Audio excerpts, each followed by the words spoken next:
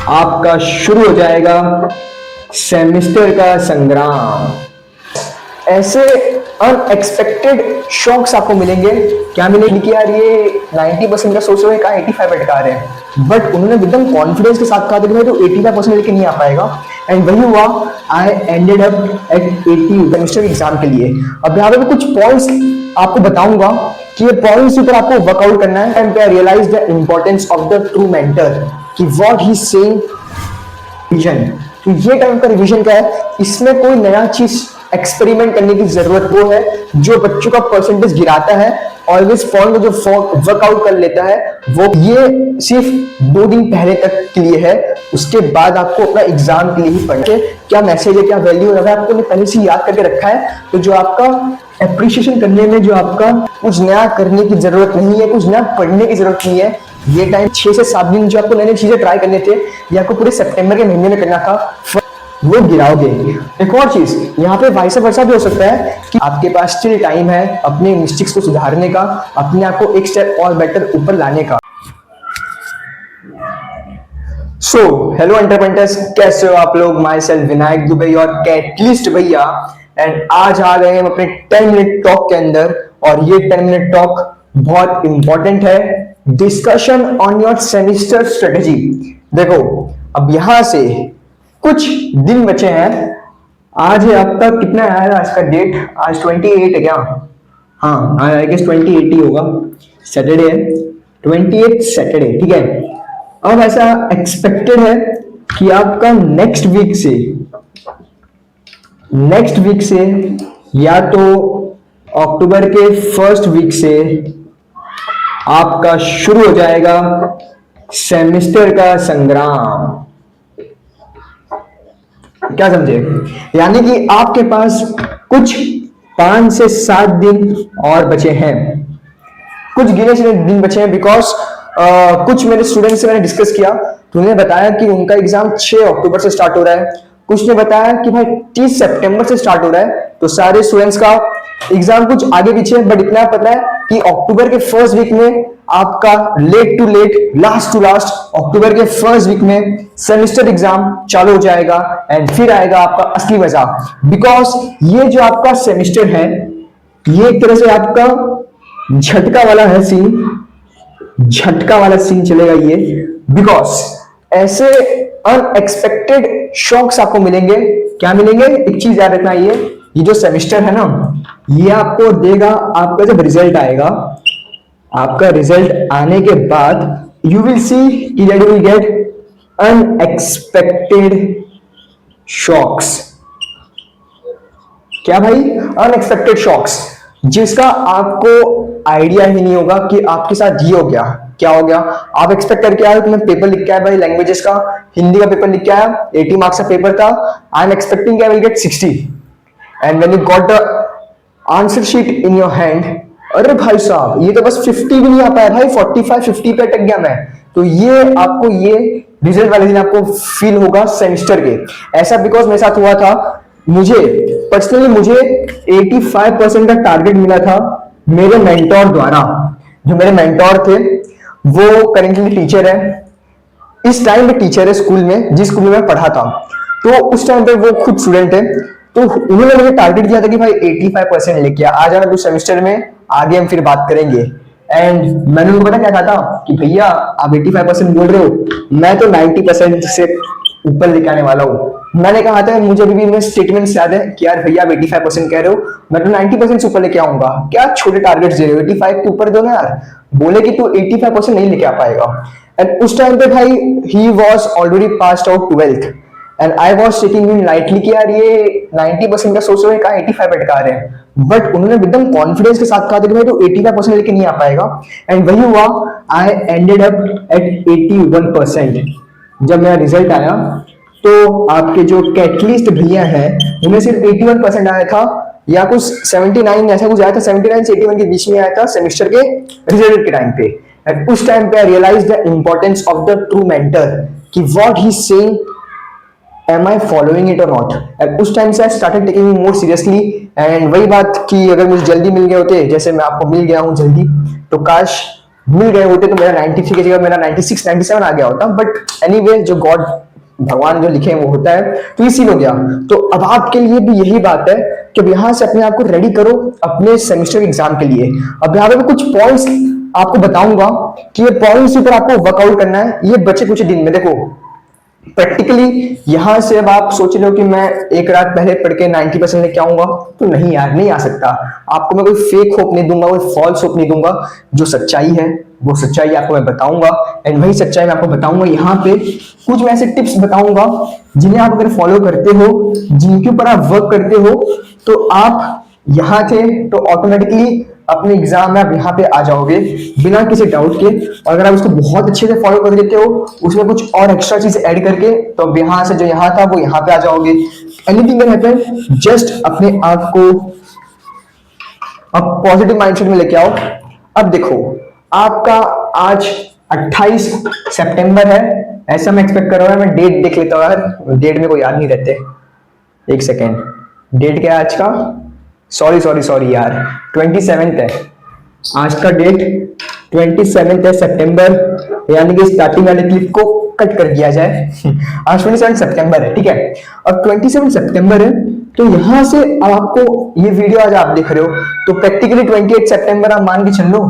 तो 28 सितंबर से लेके आप 2 अक्टूबर तक 2 3 4 कह लो, इतना आपके पास टाइम बच रहे हैं। यानी गिने चुने को ये 1 हफ्ते बच रहे हैं आपके पास।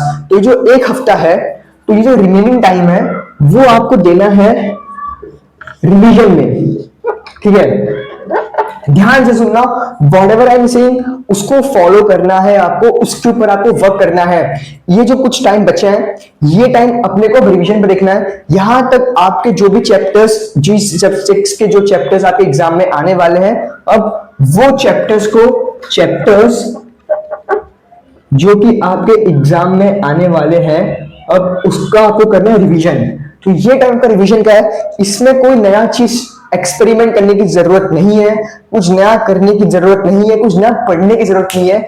ये टाइम जो आपका पूरा है, ये है आपका रैपिड रिवीजन।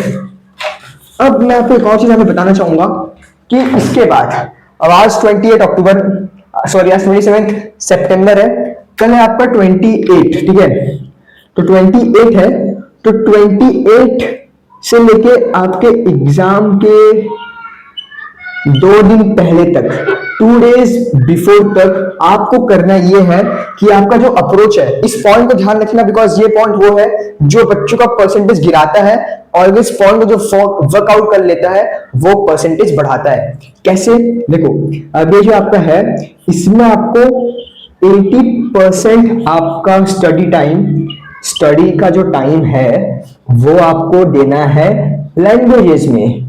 ये भैया ये लैंग्वेजेस क्या होता है, तो इंग्लिश, हिंदी, मराठी आपका लैंग्वेजेस कहलाता है। एंड रिमेनिंग जो 20% टाइम है वो आपको देना है सब्जेक्ट्स के अंदर, सब्जेक्ट्स के ऊपर, जो कि आपके साइंस है, हिस्ट्री है, सोशल स्टडीज है, एंड आपका मैथमेटिक्स है, ठीक है। रीजन इज कि अभी तक बच्चे पूरा सीरियसनेस लेते थे, किसके ऊपर वर्क करते थे? सब्जेक्ट्स के ऊपर। मैंने आपको सितंबर के पहले तारीख को जो मैंने वीडियो अपलोड किया था, सितंबर टू सेमेस्टर का स्ट्रेटेजी, उसमें मैंने आपको खुद कहा था कि आपको अपना मैक्सिमम टाइम अभी सब्जेक्ट्स के ऊपर लगाना है, बट एंड में आपको पूरा फोकस लैंग्वेजेस के ऊपर भी लगाना है। बिकॉज लैंग्वेजेस जिसका अच्छा नहीं होगा, जो लैंग्वेज को ग्रिप नहीं बना पाएगा, उसका ऑटोमेटिकली परसेंटेज गिरेगा। बिकॉज लैंग्वेज में बच्चों का मार्क्स सच में कम आता है, और ऐसा आपका बेस्ट ऑफ 5 कभी आपका चालू नहीं है स्कूल में। स्कूल एग्जाम में तो आपके 6 के 6 सब्जेक्ट्स के मार्क्स बनते हैं, तो आपके भाई ऐसा नहीं कि भाई मराठी में कम लाए तो चलो मराठी बेस्ट ऑफ 5 से बाहर हो जाएगा। स्कूल एग्जाम्स में ऐसा नहीं होता है, तो इसलिए आपका परसेंटेज और गिरेगा। एंड वही रीजन था कि मैं 81% में क्यों एंड अप किया, बिकॉज मैंने लैंग्वेजेस को सीरियसली नहीं लिया था। अगर ले लिया होता तो 85 में टच कर जाता, बट नहीं कर पाया। Reason is I took the languages lightly. तो इसलिए आपका जो सेकंड पॉइंट है, ये आपका जो सेकंड पॉइंट है लैंग्वेजेस वाला, इसमें आपको 80-20% रूल फॉलो करना है अपने रिमेनिंग चीजों के लिए। अब जो नेक्स्ट पॉइंट आपका आता है, ये भी एक इंपॉर्टेंट पॉइंट है जो मैं आपको भी बताने जा रहा हूं। उस पॉइंट के ऊपर ही वर्क करना, बिकॉज ये पॉइंट फॉलो करने के बाद ऐसा ना हो कि भाई आप इसी में अटक जाओ फिर दूसरा पॉइंट आप फॉलो ना करो। तो वो क्या चीज है वो देखो यहाँ पे बताता हूँ। मान लो कि बच्चों का एग्जाम चालू है 6 अक्टूबर से। आपका एग्जाम, एक सेकेंड ना, माइक चालू है ना? हाँ चालू है, वरना भाई साहब बंद हो जाता है, फिर पूरा को रीशूट करना पड़ता है। 6 अक्टूबर से, ठीक है, 6 अक्टूबर से आपका सेमेस्टर का एग्जाम, सेमेस्टर स्टार्ट होने जा रहा है। ऐसा मैं अज्यूम करके चल रहा हूं। कुछ स्टूडेंट्स के लिए 8 अक्टूबर हो सकता है, कुछ स्टूडेंट्स के लिए 30 सितंबर हो सकता है, एंड कुछ के लिए 3 अक्टूबर भी हो सकता है, डिपेंडिंग ऑन स्टूडेंट स्कूल, ठीक है। बट यहां पे मैं जो बता रहा हूं वो सभी स्टूडेंट्स के लिए एप्लीकेबल है जिनका एग्जाम जब भी चालू हो रहा है, उससे हमें मतलब नहीं है। हमारा पॉइंट ये है कि अपने को बताना क्या है। तो ये देखो, तो आपको बेसिकली क्या करना है कि एग्जाम स्टार्ट होने से 2 दिन पहले तक आपको अपना, उसके 2 दिन पहले से आपको सेमेस्टर का जो स्कूल का, सेमेस्टर के स्कूल का जो टाइम टेबल आया है, स्कूल का जो टाइम टेबल आया है उस हिसाब से प्रिपरेशन स्टार्ट कर लेना है। कैसे भैया? देखो ऐसे एग्जांपल दो आपको, एग्जांपल से आपको अच्छे समझेगा। कैसे?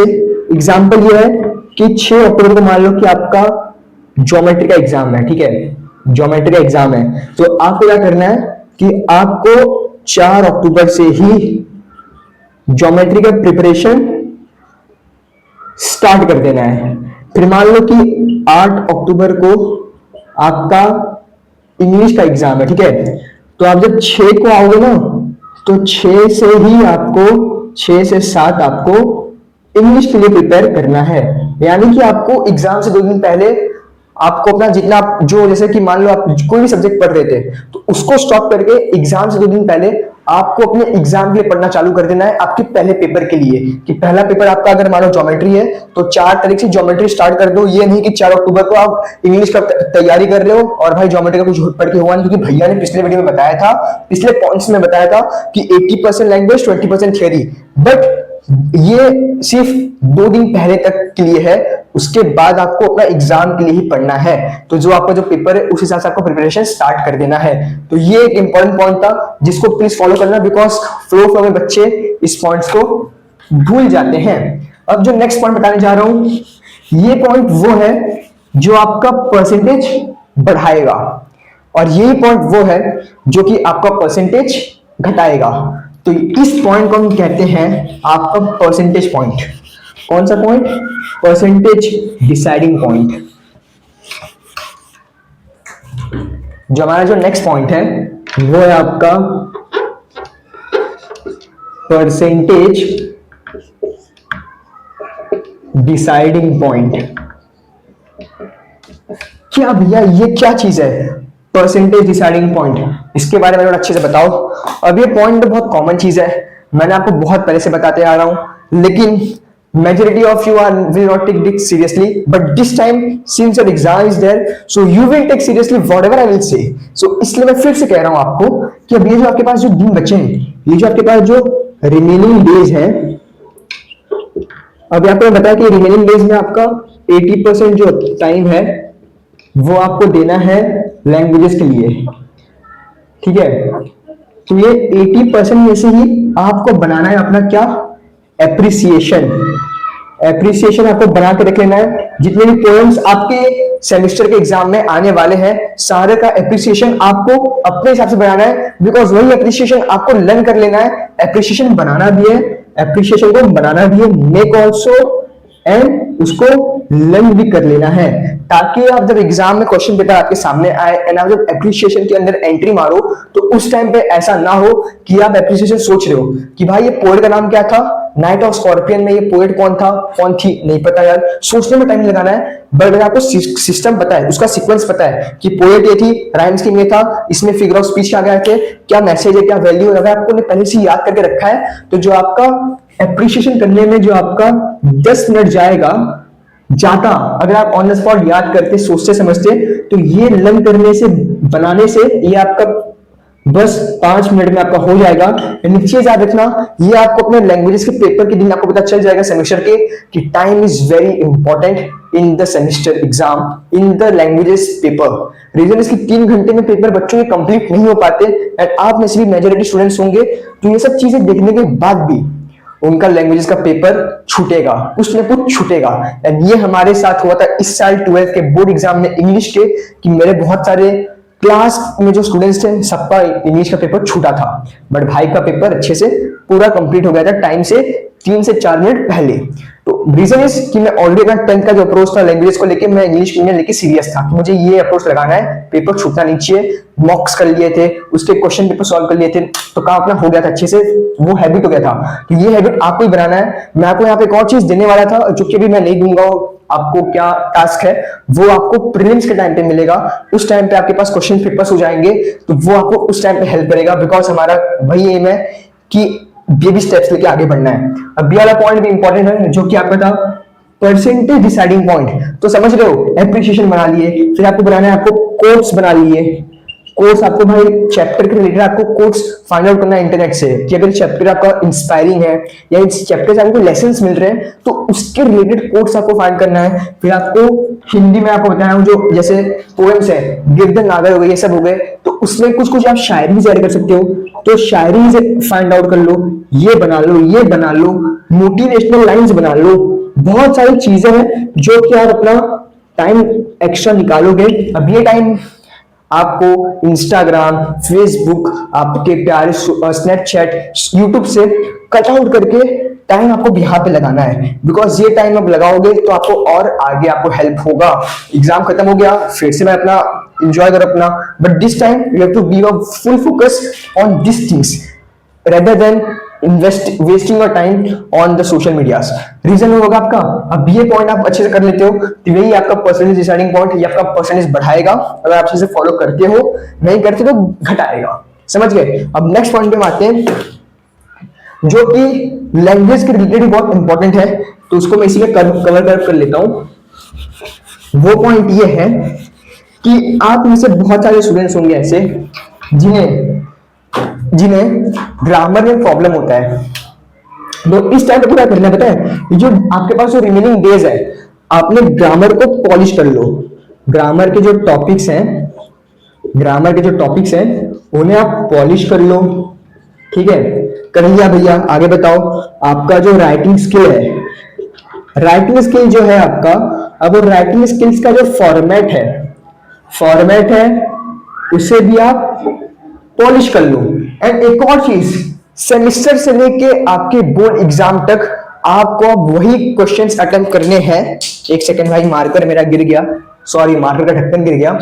आपको वही सीक्वेंस अटेम्प्ट करना है जो कि आप सेमेस्टर में करने जा रहे हो, जो कि आपको बोर्ड एग्जाम में करना है। एग्जाम्पल लेता हूं, मान लो कोई ऐसा स्टूडेंट है जो कि सेम में इनफॉर्मल लेटर लिख रहा है, ठीक है, एंड वो बच्चा प्रीलिम्स में फॉर्मल लेटर लिख रहा है। वाह भैया वाह। एंड वो बच्चा फिर क्या करता है, ऐसे बच्चे ना बोर्ड एग्जाम के टाइम पे कंफ्यूज हो जाते हैं कि अरे देवा कौन सा क्वेश्चन अटेम्प्ट करूं यार, फॉर्मल करूं कि इनफॉर्मल करूं। तो इसलिए आपको मुझे ये बताना है आपको कि अपना फॉर्मेट्स फिक्स कर लो कि भाई मैं ये जो ऑप्शंस में आएंगे, मैं ये स्पीच राइटिंग आएगा तो मैं स्पीच ही करूंगा, एक्सपेंशन नहीं करूंगा, वो आएगा तो वो करूंगा, ये नहीं करूंगा। तो ये सब चीजें आप डिसाइड कर लो, आपको यहां से वर्क करना है, बिकॉज आपके पास अब यही कुछ फैक्टर्स बचे हैं। सेमेस्टर है, प्रीलिम्स है, यहाँ पे आपको जितना एक्सपेरिमेंट करना है एक्सपेरिमेंट आप कर सकते हो। बोर्ड एग्जाम है, आप ये मत एक्सपेक्ट करना कि मैं यहाँ पे जाके अपना कुछ नया आउट ऑफ द बॉक्स करूंगा, वरना फिर आपका गेम फिर फ्लॉप होगा। इसलिए ये टाइम पे आपको ये जो चीजें बची हुई दिन आपके पास है, उसमें आपको अपने ग्रामर टॉपिक से पॉलिश कर लो, अपने राइटिंग स्किल्स के फॉर्मेट को सेट कर लो कि भाई इनफॉर्मल लेटर का ये फॉर्मेट होता है, कि स्पीच राइटिंग कैसे लिखते हैं, कैसे स्टार्ट करते हैं। ये सब चीजें आपको पता चल गया तो आप कंफ्यूज नहीं होगे, आपका टाइम बचेगा, बिकॉज ये आपका टाइम सेविंग पॉइंट्स बता रहा हूं। अब एक और चीज में आपका ये आता है कि लास्ट के कुछ एंड पार्ट पे आ रहे हैं कि बच्चे ये सब कर लेते हैं, अब उनके पास टाइम भाई कम बचा है आपके पास, तब आपके दिमाग में थोड़ी सी खुरापाती बदामी बुद्धि वाली दिमाग आपकी चालू हो जाती है कि चलो यार अब मुझे वैल्यू पता चल रहा है मार्क्स का कि क्या वैल्यू होता है, तो इसलिए अब भाई एग्जाम से एक दिन पहले वो करेगा जो उसने पूरे महीने भर नहीं किया। समझ रहे हो? क्या समझ रहे हो? कुछ तो समझ रहे हो यार, समझ रहे हो यार, कुछ तो समझ रहे हो कि नहीं समझ रहे हो? बात ऐसा है कि अब now don't do any new chapter या टॉपिक्स या सम्स, ठीक है? बिकॉज ये टाइम आपका एक्सपेरिमेंट करने का नहीं है, एक्सपेरिमेंट नहीं करना है। अब ये टाइम आपका एग्जीक्यूशन है, एग्जीक्यूशन का है। अब आपके पास कुछ गिने को 6 से 7 दिन बचे हैं। अब 6 से 7 दिन में कुछ नई नई चीजें ट्राई कर रहे हो तो वो मत करो, बिकॉज आपके पास ये जो 6 से 7 दिन जो आपको नई नई चीजें ट्राई करने थे ये आपको पूरे सितंबर के महीने में करना था, 1 सितंबर से लेके अभी तक में। बट आपने से जो बच्चे ट्राई किए हैं, heads off to them, appreciating your efforts. और जो नहीं किए हैं तो फिर से वही बात कि भाई आपको सपना है यहाँ पे 95 लाने का और हरकतें आप कर रहे हो 65 लाने वाला, तो ये अच्छी बात नहीं है। तो इसलिए now there is no scope of doing experiments with your studies, with your formats, with your sequence. Now it's time for the execution, कि जितना आपने प्रैक्टिस किया है वो सारी चीज का एग्जीक्यूशन का टाइम है, वो सारी चीज का पॉलिशिंग का टाइम है। क्या है? पॉलिशिंग का टाइम है। तो इसलिए गिने चुने दिन में कुछ नए चैप्टर्स मत करो जो आपका एग्जाम में आ रहा है। मान लो अप्लाइड हिस्ट्री आपके एग्जाम में आ रहा है, बट आपने सोचा कि चलो मैं लास्ट में कर लूंगा, तब वो लास्ट में आप करने का, अगर आपने थोड़ा बहुत भी किया है तो आप कर सकते हो कि हाँ मैं थोड़े बहुत मैं कर ले जाऊंगा। बट आपने पूरा ही उस चैप्टर के रिलेटेड या उस टॉपिक के रिलेटेड आपका 32 गुण है तो भाई फिर मत करो यार। जस्ट जितना किया हो अब उसको एग्जीक्यूट करना है, उसको पॉलिश करना है, उसको रिवाइज करना है, इतना कर लो, आपका काम हो जाएगा। और इसी के साथ इस वीडियो करते हैं यहाँ पे समाप्त। लेकिन मैं आपको वो कैटलिस्ट ज्ञान देने जा रहा हूं जो कैटलिस्ट ज्ञान आप अगर फॉलो करते हो तो आपको सच में बहुत ज्यादा हेल्प मिलेगा। एंड आप, मुझे पता है कि यहाँ पे मैं कैटलिस्ट ज्ञान आपको दूंगा, ठीक है? ये जो मैं आपको कैटलिस्ट ज्ञान दूंगा वो कैटलिस्ट ज्ञान 99% ऑफ स्टूडेंट्स फॉलो नहीं करेंगे, चाह के भी नहीं कर पाएंगे। इसलिए मैं आपको कैटलिस्ट ज्ञान देने जा रहा हूं तो थोड़ा आपको चैलेंज तो मिले। वो क्या है? हैशटैग कैटलिस्ट ज्ञान में आते हैं जो कि आपको देगा एक और समाधान।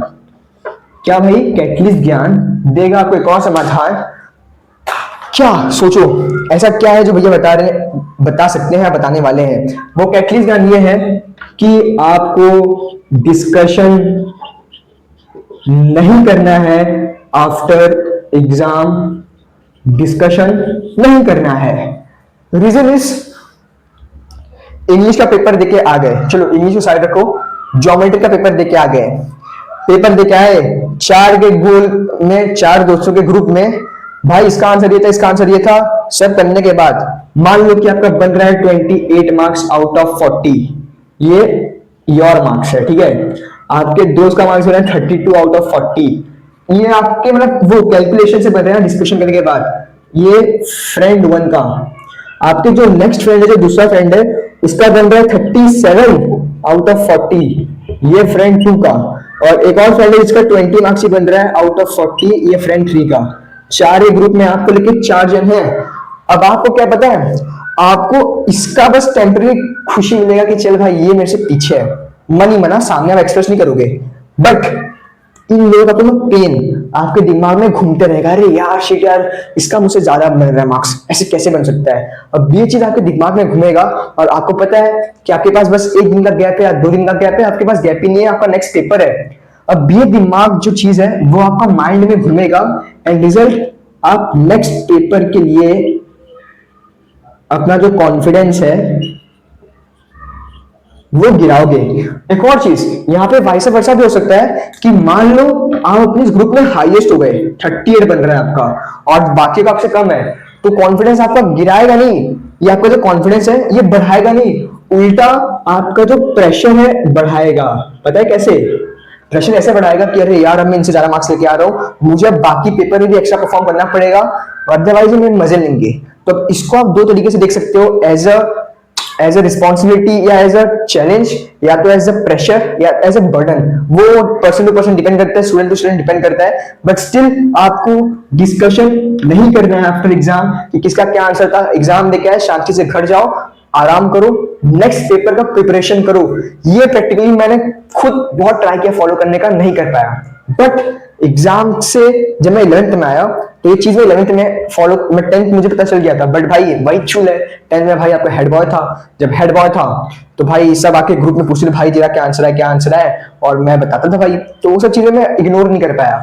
बट 11th में जाके मैं ये सब चीजें करना चालू किया तो सडनली मैं फाइंड किया यार ये सब चीजें वर्क करती है। ये जो छोटे छोटे चीजें हैं वही एक मेजर डिफरेंस क्रिएट करता है। इसलिए आपको डिस्कशन नहीं करना है। कितना भी दोस्त बोले बोल भाई यार अभी मैं मूड नहीं है, पेपर अच्छा नहीं है, ऐसा बोल के निकल जाओ आगे। आपको डिस्कशन कब करना है? आपको डिस्कशन नहीं, आपको करना है एनालिसिस। क्या करना है आपको? एनालिसिस। कब करना है? आफ्टर ऑल एग्जाम्स फिनिश, तब आपको डिस्कशन करना है, एनालिसिस करना है कि भाई आपने क्या गलती की, कहां पे आपके मार्क्स आने चाहिए थे और किस कारण की वजह से वहां पे मार्क्स नहीं आ पाए, कौन से टॉपिक्स है जो मैं वीक है उनको मैं कैसे इंप्रूव करूं प्रीलिम्स के लिए। प्रीलिम्स में अच्छा परफॉर्म करूंगा तो बट ऑब्वियस मैं बोर्ड में अच्छा परफॉर्म करूंगा। तो इसलिए डिस्कशन मत करना है प्लीज। मैं आप लोग मुझे प्रॉमिस करो कि यार मैं डिस्कशन नहीं करूंगा पेपर का, जैसा भी पेपर जाए अच्छा जाए बुरा जाए। हम जो करेंगे वो हम करेंगे एनालिसिस। होता है ना वो डिस्कशन मना है, एनालिसिस को टिक कर दो। तो इसी यही बात है, ये आपके टिप्स हो गए। और जो लास्ट आपके एक और इसी में कैटलिस्ट ज्ञान मैं देना चाहता हूं, वो कैटलिस्ट ज्ञान नॉर्मल सा यार, कोई बड़ी चीज नहीं है, बड़ा कोई आपको मैं जड़ी बूटी नहीं देने वाला, सिंपल सा है वो कैटलिस्ट ज्ञान। हैशटैग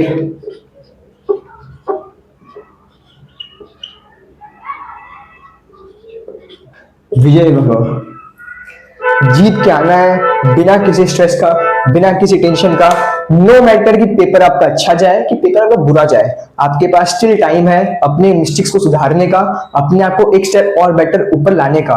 तो इसलिए कोई टेंशन की बात नहीं, पेपर कैसा भी जाए अपना अप्रोच सिर्फ एक है, हैशटैग बेटर एवरीडे। क्या है भाई? विजयी भव, विजयी भव। और हैशटैग बेटर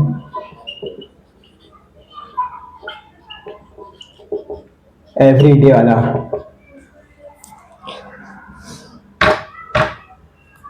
अच्छे से बनाओ बेटर एवरीडे। आपको हैशटैग बेटर एवरीडे आपको करना है भाई, अपने आप को हर दिन इंप्रूव करना है बिना किसी टेंशन का, बिना किसी कंपटीशन का। अपने आप का बस एक चैलेंज है, हैशटैग यू वर्सेस यू। आपका कंपटीशन आप खुद हो।